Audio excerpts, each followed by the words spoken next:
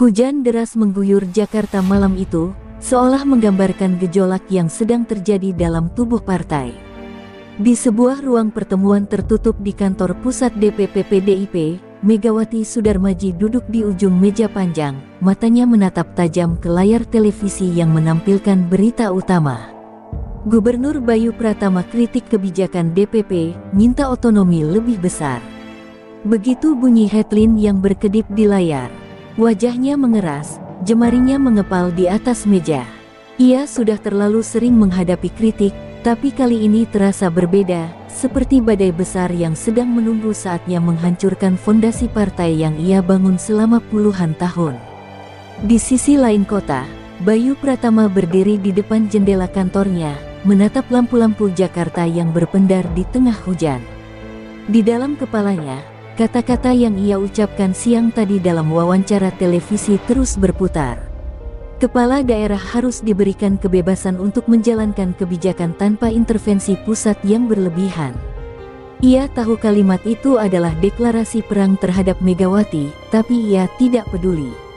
Sudah terlalu lama partainya dikendalikan seperti boneka, dan ia tidak ingin menjadi salah satu dari mereka yang hanya menunduk dan patuh. Rapat darurat pun digelar di DPP malam itu. Para petinggi partai duduk dengan wajah tegang, sebagian sibuk menghubungi kepala daerah lain untuk memastikan loyalitas mereka. Dewi Handayani, sekretaris jenderal partai yang paling dipercaya Megawati, berdiri dan berbicara dengan suara bergetar. Ini bukan sekadar kritik, ini awal dari pembangkangan besar-besaran. Bayu bukan satu-satunya yang merasakan hal ini. Rahmat Santoso dan beberapa wali kota juga mulai bersuara. Jika kita tidak bertindak cepat, ini bisa menjadi gerakan yang mengguncang partai. Megawati tetap diam, hanya matanya yang berbicara, dingin dan tajam seperti pisau. Ia tahu bahwa kekuatan partai terletak pada disiplinnya.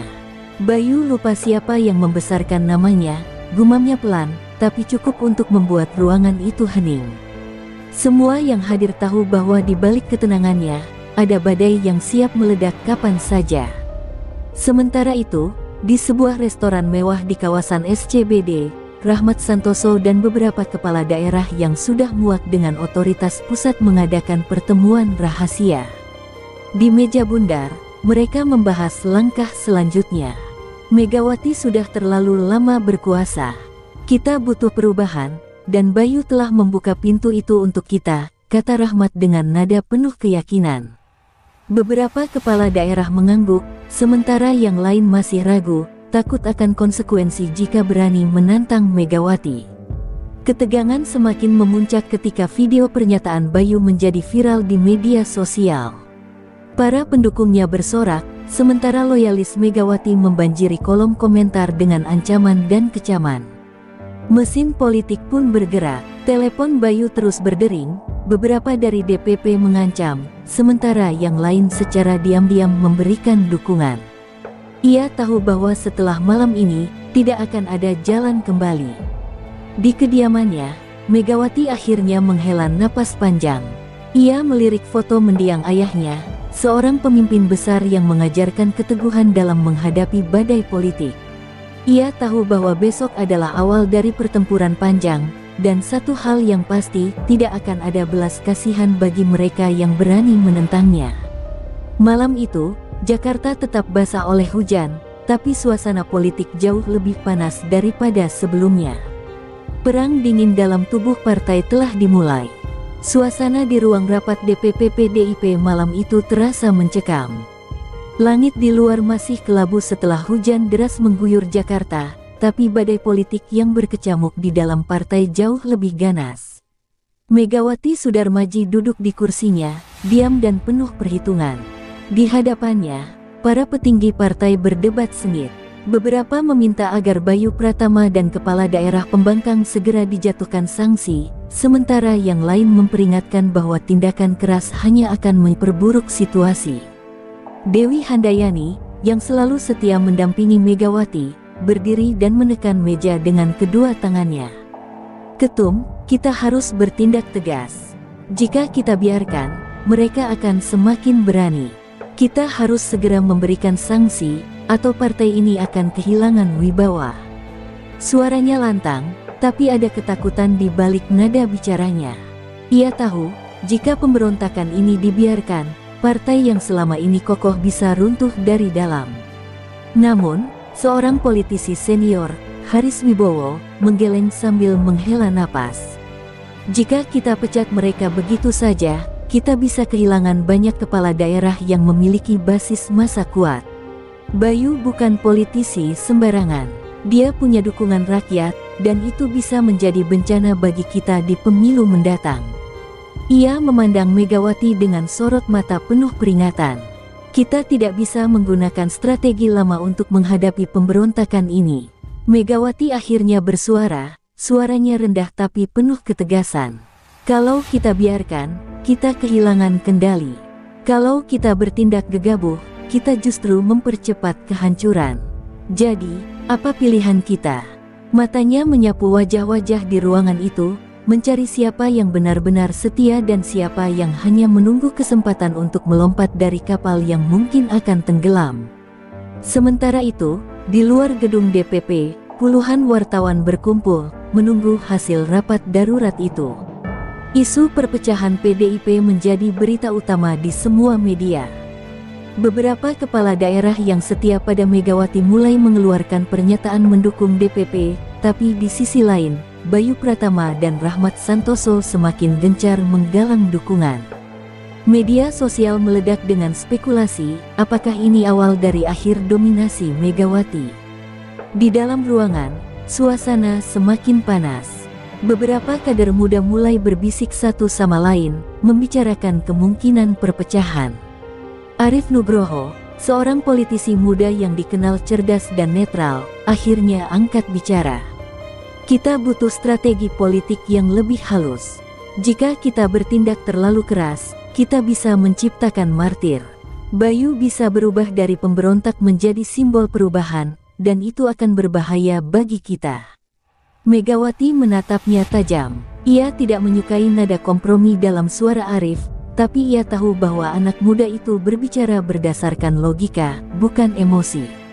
Perlahan, ia bersandar ke kursinya dan menutup mata sejenak. Ada perang besar yang harus ia hadapi, tapi kali ini, musuhnya bukan dari luar, melainkan dari dalam rumahnya sendiri. Malam semakin larut, tapi pertempuran baru saja dimulai. Megawati akhirnya membuka mata dan mengucapkan kalimat yang membuat ruangan itu kembali hening. Kalau begitu, kita tidak akan bertindak sekarang. Tapi pastikan satu hal, mereka tidak akan menang. Bayu Pratama berdiri di tengah ruangan dengan ekspresi penuh keyakinan. Di hadapannya, puluhan kepala daerah duduk dalam lingkaran, wajah mereka dipenuhi ketegangan. Malam itu, sebuah pertemuan rahasia digelar di sebuah villa mewah di puncak, jauh dari sorotan media. Rahmat Santoso, wali kota senior yang telah lama menyimpan kekecewaan terhadap DPP, mengambil alih pembicaraan. Kita semua tahu mengapa kita ada di sini. Ini bukan hanya tentang Bayu, bukan hanya tentang perintah DPP yang mengekang kita. Ini tentang masa depan kita, masa depan daerah yang kita pimpin. Suara Rahmat menggema di ruangan. Beberapa kepala daerah mengangguk, sementara yang lain masih ragu-ragu. Bayu maju selangkah, matanya menatap satu persatu wajah mereka. Kita sudah terlalu lama dikendalikan. Kita yang ada di lapangan, kita yang menghadapi rakyat setiap hari, tapi kita dipaksa tunduk pada keputusan pusat yang bahkan tidak memahami kondisi daerah kita. Suaranya penuh emosi. Ia tahu bahwa malam ini adalah kesempatan terakhir untuk mengubah arah perlawanan mereka, menjadikannya lebih dari sekadar keluhan, tetapi sebuah gerakan nyata. Seorang bupati dari Jawa Tengah, yang selama ini dikenal sebagai loyalis partai, mengangkat tangan. Tapi Megawati tidak akan tinggal diam. Jika kita melawan, kita bisa dipecat. Kita bisa kehilangan jabatan kita. Nada suaranya penuh kecemasan. Bayu menatapnya dengan tajam sebelum menjawab, dan jika kita terus tunduk, kita akan kehilangan harga diri kita. Kita bukan boneka yang hanya tahu berkata, "Ya." Kita pemimpin yang dipilih rakyat. Jika partai tidak bisa berubah, maka kita yang akan memaksanya berubah. Rahmat Santoso menambahkan dengan suara berat, kalian semua sudah melihat reaksi DPP.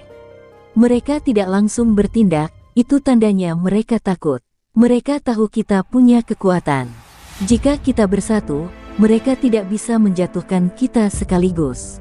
Kita adalah tulang punggung partai di daerah. Kata-katanya seperti api yang membakar semangat di ruangan itu. Beberapa kepala daerah yang sebelumnya ragu mulai berani bersuara mendukung. Di sudut ruangan, seorang pria paruh baya yang sejak tadi diam akhirnya berbicara. Jadi apa langkah kita selanjutnya? Pertanyaan itu menggantung di udara. Bayu dan Rahmat saling bertukar pandang sebelum akhirnya Bayu menjawab dengan tegas, kita akan membentuk blok sendiri. Kita tidak keluar dari partai, tapi kita akan memaksa DPP untuk mendengar kita. Kita akan gunakan media, kita akan gunakan suara rakyat, kita akan tunjukkan bahwa partai ini tidak bisa terus-menerus dikendalikan oleh satu orang saja. Malam itu, sebuah keputusan bersejarah dibuat. Para kepala daerah yang hadir sepakat untuk membentuk Forum Kepala Daerah Progresif, sebuah gerakan yang masih berada di dalam partai tetapi secara terang-terangan menentang dominasi Megawati.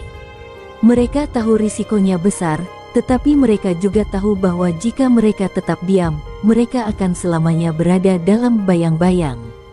Di tempat lain, Megawati duduk di ruang kerjanya, membaca laporan dari intelijen politik partai. Wajahnya tetap tenang, tapi ada kilatan bahaya di matanya. Mereka pikir mereka bisa melawan aku. Gumamnya pelan. Ia meletakkan kertas itu di meja, lalu menekan tombol di ponselnya. Dewi, kita harus bertindak sebelum mereka semakin kuat. Aku ingin nama-nama mereka semua. Pastikan mereka tahu bahwa aku tidak akan tinggal diam. Di luar, angin malam berhembus kencang, membawa aroma pertempuran politik yang semakin mendekat. Di sebuah restoran eksklusif di jantung Jakarta, seorang pria berkemeja hitam duduk dengan tenang, mengaduk kopinya dengan tatapan penuh perhitungan.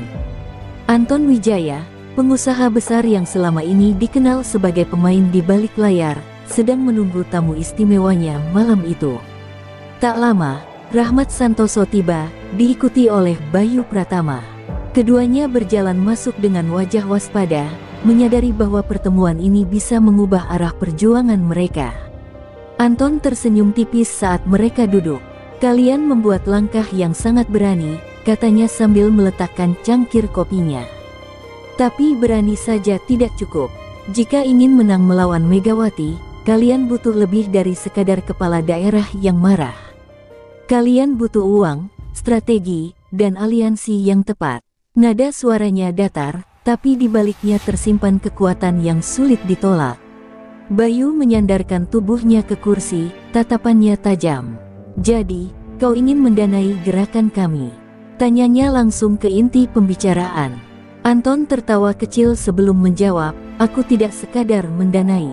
Aku ingin memastikan bahwa ketika Megawati jatuh, partai ini tidak berakhir dalam kekacauan. Kalian butuh arah, dan aku bisa membantu mengarahkan.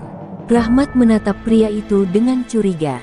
Dan apa untungnya bagimu? Anton mengangkat bahu, seolah pertanyaan itu tidak penting. Aku hanya ingin memastikan bahwa Indonesia tidak dikuasai oleh dinasti politik yang sudah usang. Kalian berdua adalah wajah baru, generasi yang bisa membawa perubahan. Tapi perubahan tidak bisa berjalan sendiri. Kalian butuh dukungan dari mereka yang paham cara bermain dalam sistem ini. Bayu dan Rahmat saling berpandangan. Mereka tahu ada bahaya dalam menerima tawaran Anton. Pengusaha sepertinya tidak pernah melakukan sesuatu tanpa imbalan besar. Namun, mereka juga tahu bahwa menghadapi Megawati tanpa sumber daya yang cukup adalah misi bunuh diri. Setelah beberapa detik hening, Bayu akhirnya berkata, baik. Kita akan bekerja sama. Tapi jangan salah paham, Anton. Kami tidak akan menjadi bonekamu. Anton tersenyum lebih lebar kali ini, seolah sudah memperkirakan jawaban itu. Tentu saja tidak. Aku hanya sekadar teman yang ingin melihat kalian menang, katanya dengan nada ramah yang mencurigakan. Ia lalu mengeluarkan sebuah amplop tebal dari dalam jasnya dan mendorongnya ke arah Bayu. Di dalamnya ada daftar orang-orang yang bisa menjadi sekutu kalian. Beberapa dari mereka masih di dalam lingkaran Megawati, tapi tidak akan butuh waktu lama sebelum mereka berbalik. Di tempat lain, di rumahnya yang sunyi, Megawati membaca laporan terbaru yang diberikan oleh Dewi Handayani. Wajahnya tetap tenang, tapi hatinya mulai dipenuhi amarah. "Anton Wijaya," gumamnya pelan. "Jadi ini permainanmu." Ia menutup dokumen itu dengan keras. "Jika mereka ingin bermain kotor, aku akan pastikan mereka menyesal." Di luar, malam semakin larut, tapi di dunia politik, permainan baru saja dimulai. Pagi itu, suasana politik Indonesia berguncang. Sebuah konferensi pers yang tak terduga digelar di salah satu hotel mewah di Jakarta. Bayu Pratama dan Rahmat Santoso, bersama lebih dari 20 kepala daerah yang mendukung mereka, berdiri di atas panggung dengan wajah penuh keyakinan. Puluhan kamera dan mikrofon dari berbagai media siap merekam momen bersejarah ini. Di tengah keheningan, Bayu melangkah maju dan berbicara dengan suara yang menggema. "Hari ini, kami menyatakan bahwa partai ini bukan milik satu keluarga. Kami adalah kepala daerah yang dipilih oleh rakyat, dan kami menuntut kebebasan untuk menjalankan mandat kami tanpa campur tangan berlebihan dari pusat." Kerumunan wartawan langsung meledak dalam gemuruh pertanyaan.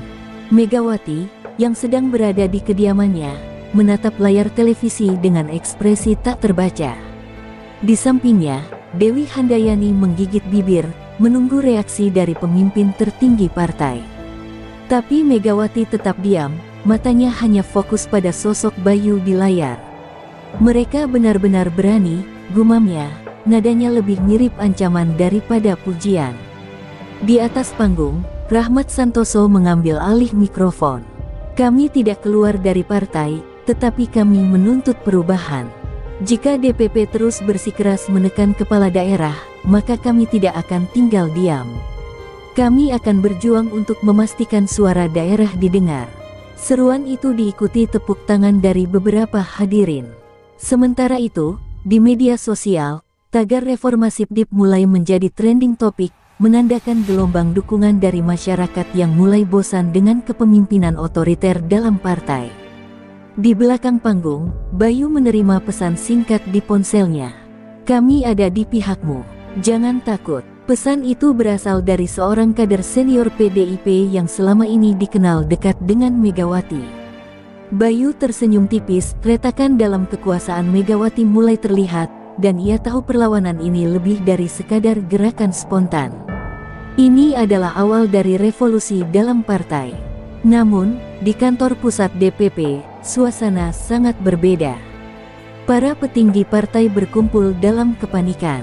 "Mereka mengkhianati kita di depan publik. Ini sudah keterlaluan," seru salah satu kader senior.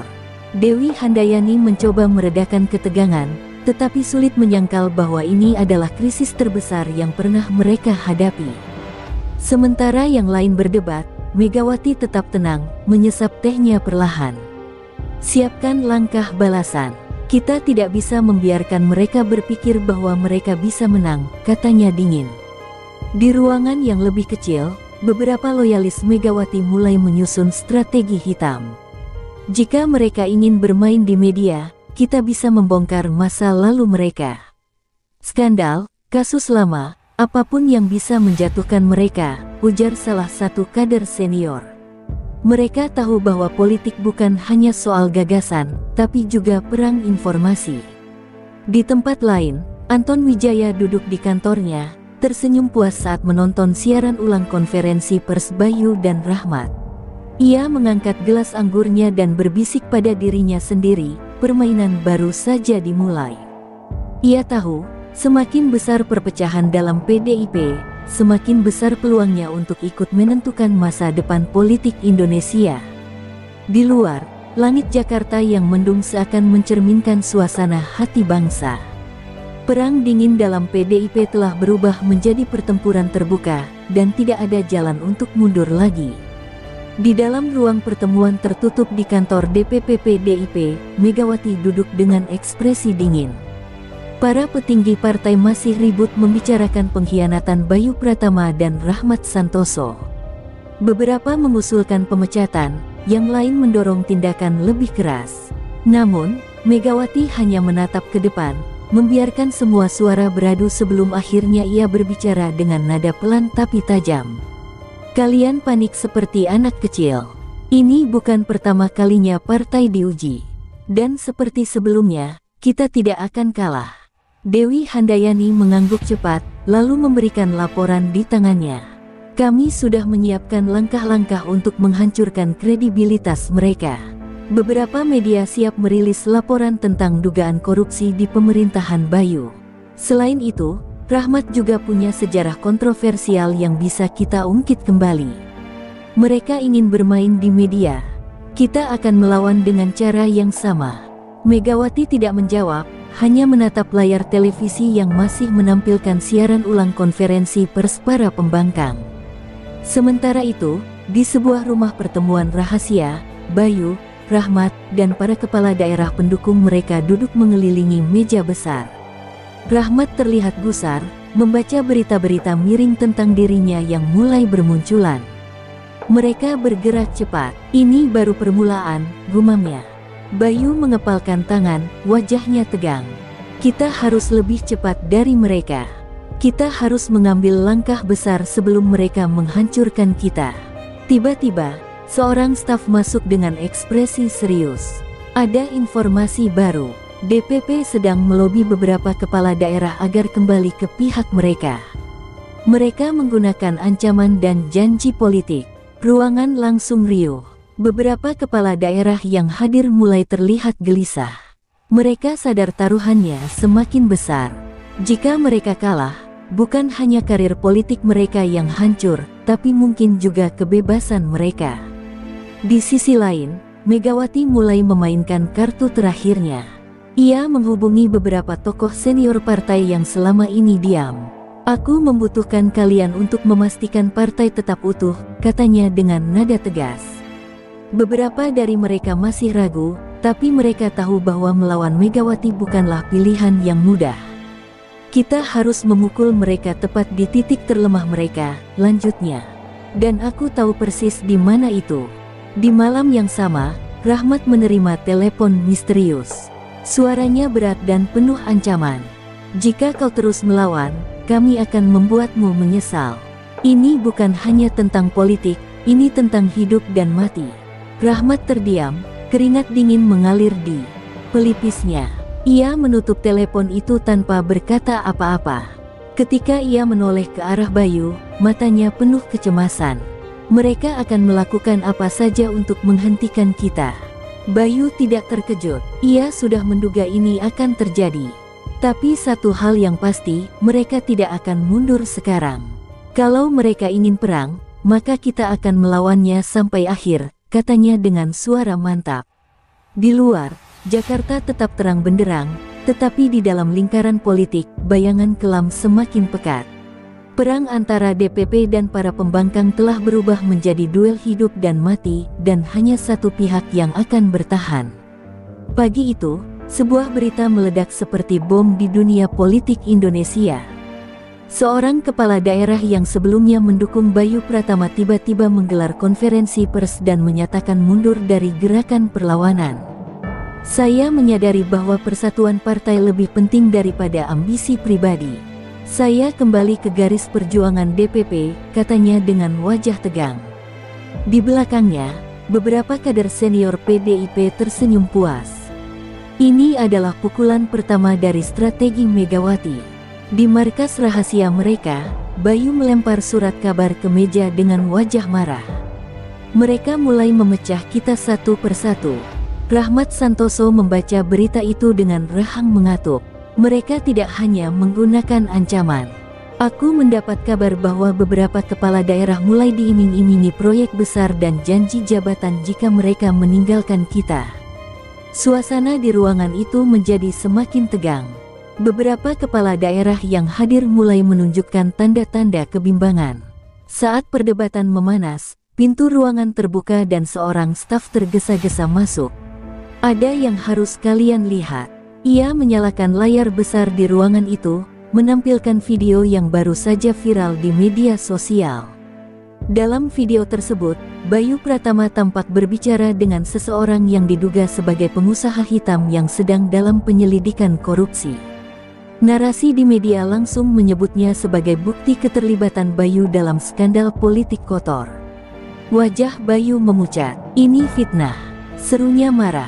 "Itu video lama yang sudah dipotong-potong untuk menjebak aku." Rahmat mengepalkan tangan. "Mereka ingin menghancurkan reputasimu sebelum kita sempat mengambil langkah besar. Jika rakyat percaya video ini, kita bisa kehilangan segalanya." Di sisi lain kota, Megawati menyaksikan perkembangan ini dengan ekspresi puas. Dewi Handayani duduk di sampingnya, melaporkan bahwa beberapa kepala daerah lainnya juga mulai goyah. Mereka sedang dalam tekanan. Jika kita lanjutkan serangan ini, mereka akan runtuh dalam beberapa hari. Megawati hanya tersenyum tipis. Pastikan mereka tahu bahwa ini baru permulaan. Di dalam kubu pemberontak, suasana semakin panas. Beberapa kepala daerah mulai berbicara dengan suara lirih satu sama lain, jelas mempertimbangkan untuk menarik diri. Bayu menatap mereka dengan marah. "Jadi kalian ingin menyerah sekarang? Setelah sejauh ini?" Tapi Rahmat melihat sesuatu yang lebih dalam, rasa takut. Mereka tidak hanya takut kehilangan jabatan, mereka takut pada konsekuensi yang lebih besar. Malam itu, Bayu duduk sendirian di balkon villa persembunyiannya, menatap langit Jakarta yang penuh cahaya. Ia tahu, jika mereka ingin menang, mereka harus membalas dengan lebih keras. Ia mengambil ponselnya dan menelepon seseorang yang selama ini ia hindari. "Aku tahu kau punya sesuatu yang bisa menjatuhkan mereka. Saatnya kita menyerang balik." Suaranya dingin, penuh tekad. Di balik tirai politik yang semakin kelam, pertempuran baru akan dimulai, dan kali ini, tidak ada lagi ruang untuk ragu-ragu. Malam itu, di sebuah rumah mewah di Bilangan Menteng, Bayu Pratama duduk berhadapan dengan seorang pria parubaya yang sudah lama menjauh dari politik. "Kau yakin ingin melangkah sejauh ini?" Suara pria itu berat, dipenuhi keraguan. Bayu mengangguk tegas. "Mereka tidak akan berhenti sampai menghancurkan kami. Jika aku tidak menyerang balik, mereka akan membunuh karir dan nama baikku." Pria itu menghela napas panjang, lalu menggeser sebuah berkas tebal ke hadapan Bayu. "Ini dia, bukti permainan kotor mereka." Bayu membuka berkas itu dengan tangan gemetar. Di dalamnya, ada dokumen transfer uang mencurigakan, percakapan rahasia, serta bukti keterlibatan beberapa petinggi DPP dalam proyek-proyek gelap yang selama ini ditutup rapat dari publik. Mata Bayu membulat saat melihat satu nama yang tidak ia duga akan muncul. "Dewi Handayani," bisiknya pelan. Wanita itu bukan sekadar tangan kanan Megawati, ia adalah arsitek strategi kotor yang kini menghancurkan gerakan mereka. Sementara itu, di kediamannya, Megawati mulai merasakan sesuatu yang ganjil. Para loyalisnya yang biasanya penuh percaya diri kini tampak waspada. Dewi Handayani sendiri tampak lebih sibuk dari biasanya, terus-menerus berbicara dengan orang-orang yang tak dikenal oleh sebagian besar kader. "Apa yang sedang terjadi?" tanya Megawati curiga. Dewi berusaha tersenyum, tetapi ada sedikit kegelisahan di matanya. "Mereka pasti akan melawan, tapi kita masih memegang kendali." Pagi harinya, sebuah ledakan informasi terjadi. Media-media besar tiba-tiba menerima bocoran dokumen yang mengungkap korupsi di lingkaran elit PDIP. Nama Dewi Handayani menjadi sorotan utama, sementara beberapa petinggi lainnya juga terseret dalam skandal tersebut. Publik bereaksi dengan kemarahan. Jadi selama ini mereka bicara soal loyalitas, sementara mereka sendiri mengkhianati rakyat. Suara protes mulai menggema di media sosial. Di markas pemberontak, suasana berubah drastis. Kepala daerah yang sebelumnya ragu-ragu kini kembali bersatu. Rahmat Santoso menepuk pundak Bayu dengan penuh kebanggaan. "Kau baru saja mengubah permainan ini." Namun, Bayu tahu bahwa kemenangan ini masih jauh dari akhir. Megawati bukan orang yang akan tinggal diam setelah pukulan seperti ini. Di dalam kantor DPP, suasana berubah menjadi kacau. Beberapa loyalis mulai menjauh dari Dewi Handayani, takut ikut terseret. Megawati hanya duduk diam, menatap layar televisi yang menampilkan wajahnya saat menjadi topik utama pemberitaan. Siapa yang membocorkan ini? Suaranya datar, tetapi penuh ancaman. Tak ada yang berani menjawab. Sore harinya, sebuah telepon masuk ke ponsel Bayu. Suara di ujung sana tenang, tetapi dingin. "Kau pikir kau sudah menang? Itu adalah Dewi Handayani. Aku harap kau menikmati momen ini, karena setelah ini, kau akan melihat seperti apa rasanya kehilangan segalanya." Di luar, langit Jakarta yang mendung seperti pertanda bahwa badai yang lebih besar sedang menanti. Peperangan politik ini baru saja mencapai babak paling berbahaya. Di kediamannya yang mewah dan tertutup rapat, Dewi Handayani menatap dinding penuh catatan dan dokumen yang berserakan di mejanya. Pikirannya berkecamuk. Skandal yang meledak di media telah menjatuhkan reputasinya. Telepon dari para petinggi partai tak ada yang membawa kabar baik. Sebagian mulai menjaga jarak darinya, sementara yang lain diam-diam mendekati Bayu Pratama. Mereka tikus-tikus yang melarikan diri saat kapal mulai tenggelam, gumamnya penuh amarah. Tapi Dewi bukan tipe orang yang menyerah. Dengan tangan gemetar, ia meraih ponselnya dan menghubungi seseorang yang selama ini hanya ia gunakan sebagai kartu terakhir. "Aku butuh bantuanmu," katanya dengan suara tegang. Bayu harus dihancurkan, dengan cara apapun. Di ujung telepon, terdengar suara tawa kecil. "Aku sudah menunggu panggilanmu, Dewi. Kirimkan semua yang kau punya tentang dia. Aku akan memastikan dia tidak bisa melawan lagi." Di kubu pemberontak, Bayu dan Rahmat merayakan kemenangan mereka dengan hati-hati. Mereka tahu bahwa ini belum berakhir. "Kita berhasil mengguncang DPP, tapi Megawati masih punya kekuatan," ujar Rahmat sambil menyesap kopinya. Bayu mengangguk. "Dan Dewi Handayani masih ada di luar sana. Aku yakin dia sedang merencanakan sesuatu." Ketika ia hendak berbicara lebih lanjut, sebuah pesan masuk ke ponselnya. "Datang ke tempat biasa. Ada sesuatu yang harus kau lihat." Malam itu, Bayu menemui kontak rahasianya di sebuah gedung tua yang tersembunyi di sudut Jakarta.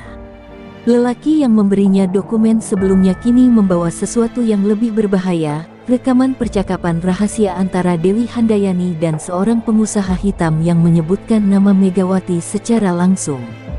"Ini akan menghancurkan mereka semua," kata lelaki itu.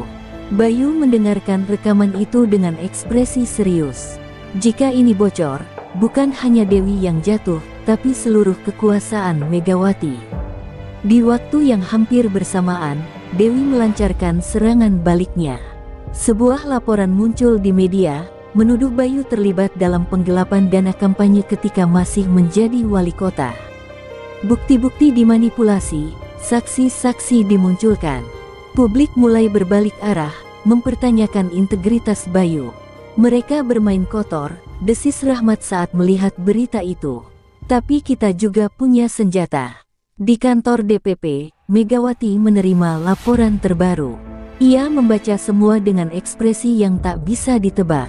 "Dewi terlalu gegabah," katanya akhirnya. "Serangan ini mungkin melukai Bayu, tapi jika rekaman itu benar-benar ada, kita semua bisa jatuh." Ia menatap para petinggi partai di sekelilingnya. "Kita harus menemukan rekaman itu sebelum Bayu menyebarkannya." Di tengah perang informasi yang semakin brutal, Bayu harus mengambil keputusan, apakah ia akan merilis rekaman itu sekarang dan menghancurkan lawannya secara total, atau menunggu saat yang lebih tepat. Satu langkah salah, dan bukan hanya perlawanan ini yang berakhir, tetapi juga hidupnya sendiri. Sementara itu, di balik layar, Anton Wijaya menyaksikan semuanya dengan senyuman puas. Akhirnya, pertarungan sesungguhnya dimulai. Bayu Pratama duduk diam di dalam ruangannya, menatap layar laptop yang menampilkan rekaman suara Dewi Handayani dan pengusaha hitam yang menyebut nama Megawati secara langsung. Jika rekaman ini bocor, itu akan menjadi pukulan paling fatal bagi kepemimpinan PDIP. Tapi ada satu masalah besar, tim Megawati pasti sudah menyadari keberadaan rekaman ini, dan mereka akan melakukan apapun untuk menghentikannya. Satu langkah salah, dan bukan hanya mereka yang jatuh, tapi juga aku, gumamnya pelan. Di sisi lain, Dewi Handayani mengamati perkembangan situasi dengan wajah tegang. Serangannya terhadap Bayu lewat kasus penggelapan dana kampanye memang mengguncang kepercayaannya di publik, tapi itu belum cukup untuk menjatuhkannya sepenuhnya. Ia menerima telepon dari salah satu orang kepercayaannya di kepolisian. "Kami bisa mengamankan Bayu atas tuduhan ini. Tapi kau harus bergerak cepat sebelum dia menyebarkan sesuatu yang lebih berbahaya," kata suara di ujung telepon. Dewi menggertakkan giginya. "Tangkap dia." Malam ini juga, Rahmat Santoso bergegas memasuki ruangan Bayu dengan wajah panik. "Kita dalam bahaya. Aku baru dapat informasi bahwa mereka akan menangkapmu malam ini." Bayu langsung berdiri. "Mereka tahu kita punya rekaman itu. Mereka tidak bisa membiarkan kita membocorkannya." Tanpa berpikir panjang, Bayu meraih flash drive yang berisi rekaman itu dan menyerahkannya kepada Rahmat. "Kalau sesuatu terjadi padaku, kau tahu apa yang harus dilakukan." Rahmat menatapnya lekat-lekat sebelum mengangguk. Sementara itu, di kediaman Megawati, suasana jauh lebih tenang. Ia duduk dengan tatapan dingin, mendengarkan laporan terbaru dari Dewi Handayani. "Bayu akan ditangkap dalam beberapa jam. Tidak ada yang bisa menyelamatkannya kali ini," ujar Dewi dengan senyum puas. Tapi Megawati tidak tersenyum. "Kau terlalu percaya diri, Dewi. Jika dia benar-benar punya rekaman itu, menangkapnya tidak akan cukup. Kita harus memastikan rekaman itu tidak pernah sampai ke publik." Malam semakin larut, dan Bayu sudah bersiap untuk meninggalkan tempat persembunyiannya. Tapi terlambat, sekelompok polisi berpakaian preman sudah mengepung rumah itu. "Bayu Pratama, Anda ditahan atas dugaan penggelapan dana kampanye dan penyalahgunaan kekuasaan," seru salah satu petugas. Bayu menatap mereka tajam, tahu bahwa ini adalah permainan politik. Tanpa perlawanan, ia mengangkat tangan dan membiarkan dirinya dibawa pergi. Di tempat lain, Rahmat bergerak cepat. Dengan laptop di hadapannya, ia mengunggah rekaman itu ke berbagai media sosial dan mengirimnya ke jurnalis-jurnalis independen. Dalam hitungan menit, rekaman itu mulai menyebar. Di Twitter, tagar-tagar Megagate langsung menjadi trending. Media mulai menayangkan isi rekaman tersebut, memperdengarkan suara Dewi Handayani yang menyebut Megawati dalam konspirasi kotor. DPP PDIP terlibat dalam skandal besar. "Bukti kuat korupsi dan penyalahgunaan kekuasaan," teriak salah satu pembawa berita. Ketika Megawati menyaksikan siaran itu, wajahnya tetap tanpa ekspresi. Dewi Handayani, di sisi lain, tampak pucat. "Ini tidak mungkin," bisiknya. Megawati akhirnya berbicara, suaranya tenang tapi berbahaya. "Kita sudah kehilangan kendali atas situasi ini." Ia menatap layar televisi yang menampilkan wajahnya sebagai sorotan utama. Untuk pertama kalinya dalam karir politiknya, ia merasakan sesuatu yang belum pernah ia alami sebelumnya, ketidakpastian. Di dalam sel tahanannya, Bayu tersenyum kecil saat melihat berita itu dari layar kecil di sudut ruangan. Ia tahu, meski dirinya kini berada di balik jeruji, ia telah memenangkan pertempuran. Tapi apakah ini akhir? Ataukah ini baru permulaan dari perang politik yang lebih besar?